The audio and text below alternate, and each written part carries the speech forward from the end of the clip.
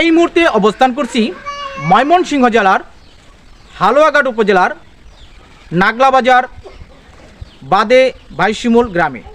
এখানে একজন প্রান্তিক খামারি যিনি গরু লালন পালন করেন। কিভাবে গরু লালন পালন করলে তাড়াতাড়ি লাভবান হওয়া যায়, এখানে খরচটাই কি, লাভটাই বা কী হয়, এইসব বিষয় নিয়ে বিস্তারিত তথ্য থাকছে। আশা করি পুরো ভিডিও জুড়ে সাথেই থাকবেন। আপনি গরু লালন পালন করেন কত বছর যাবত? তো 5-7 বছর ধরে। 5 থেকে 7 বছর যাবত। আপনি মূলত কোন ধরনের গরু লালন পালন করেন? দেশি গরু, গাবি বা ষাঁড় গরু, পটনা গরু পালন করি। আপনার কয়টা গরু আছে? 5-7টা গরু আছে। 5 থেকে 7টা গরু আছে। এখানে আপনার খরচটা কেমন হচ্ছে? তো মোটামুটি নিজে করে শ্রম দিই, তো এই জন্য আর কি খরচটা আর কি বেশি বোঝা যায় না। নিজে পালন করি এই জন্য আর কি খরচটা কম। কম। আপনি কোন ধরনের খাবার খাওয়ান? আবার এই যে ঘাস কেটে খাওয়াই, আবার বয়েল ভুসি আছে, খের আছে, এই ধরনের আর কি তারা খাদ্য খাওয়া। এখানে আপনার প্রতিদিন কিরকম সময় লাগে? সময় লাগে 5-7 ঘন্টা সময় লাগে প্রতিদিন। প্রতিদিন। সকালবেলা গলিটা পরিষ্কার করার পর কোন ধরনের খাবার দেন? গলিটা পরিষ্কার করার পরে দিই যে বয়েল ভুসি, এটি খাওয়ানোর পরে তারপরে খের দিই। খের দেওয়ার পরে দুপুরবেলা আবার ঘাস দিই, এরকমভাবে। রাত্রে খের দিই। রাত্রে শুধু খের দিচ্ছেন। আপনি যে গরু লালন পালন করতেছেন এ যাবৎ পর্যন্ত কি আপনার লস হয়েছে? না, আমাদের লস হয়নি। নিজেরা করি তো এই জন্য আর কি লস বোঝা যায় না। লাভটা কেমন হয়? মোটামুটি লাভ হয়। এর পাশাপাশি আপনার কি করেন? আমি কৃষি কাজ করেন আর গরু লালন পালন করতেছেন, গাড়িও চালাই, আবার গাড়ি চালাচ্ছেন। তাহলে তো আপনার সব দিকেই ভালো। হ্যাঁ, ভালোই আছে। সকালবেলা গরুগুলা কি আপনি পরিষ্কার করে খাবার দিয়ে গাড়ি চালান? আবার দুপুরে খাবার দেন? দুপুরে খাবার দিই। আবার রাত্রেও দেন? রাত্রেও দিই। তাহলে তো আপনি বেশ ভালোই আছেন। ভালোই আছে। আপনার পক্ষে কি সম্ভব একা এইসব গরু লালন পালন করা? সম্ভব।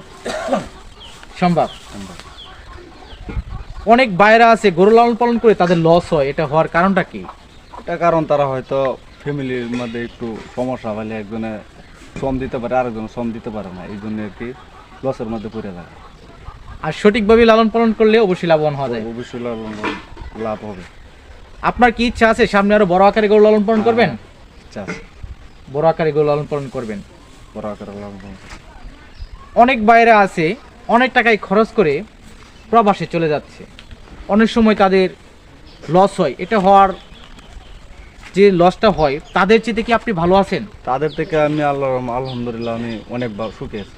অনেকটাই সুখে আছেন। অনেক সুখে আছি। অনেক সময় তো গরুতে রোগ জীবাণু দেখাই দেয়, তখন আপনারা এটা কিভাবে বুঝতে পারেন? এটা বুঝতে পারি গরুর ভাব নমুনা দেখতে বুঝুন যাবে গরুর এই সমস্যা বুঝুন যা বুঝতে পারেন। বুঝতে পারি। গাবি গরু না ষাঁড় গরুতে কোনটাতে লাভ বেশি? গাবি গরুর থেকে লাভ একটু বেশি আর কি। আর ষাঁড়টা একটু কম, একটু খরচটা একটু পড়ে থাকা বেশি গাবির থেকে। ষাঁড়ে খরচ বেশি, গাবিতে খরচ কম।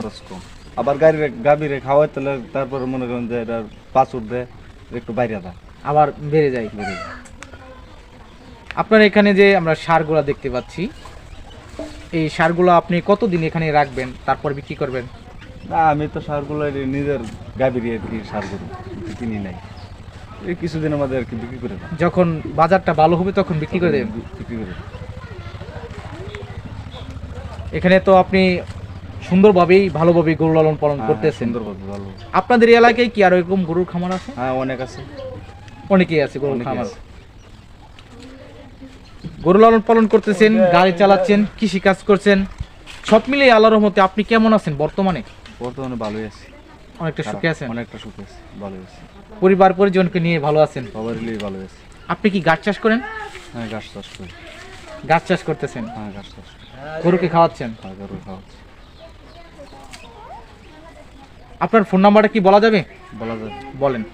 0173452 আবার বলেন।